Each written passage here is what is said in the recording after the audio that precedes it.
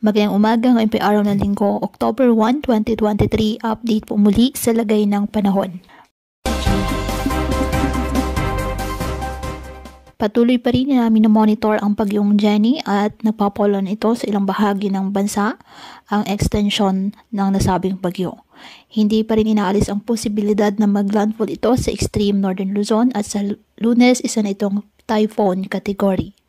Taglay ngayon ng bagyo ang lakas ng hangin na 65 km per hour at bugsong 80 km per hour. Samantala, hindi pa rin inaalis ang posibilidad na maglandfall ito sa extreme northern Luzon o hilagang silangan ng mainland Cagayan ayon sa Pag-asa.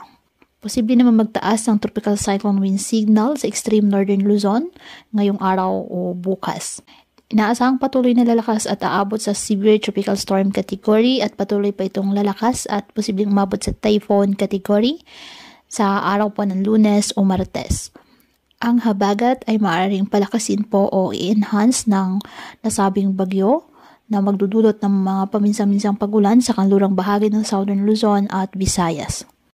Kaya pinapayuhan ng ating mga kababayan na maging maingat po sa mga posibilidad ng pagbaha at pagguho ng lupa, lalo na po kapag may malalakas na ulan, at ugaliin na magdala palagi ng payong o kahit anong panangga sa ulan o kahit naman sa init ng araw kapag lalabas po ng ating mga tahanan.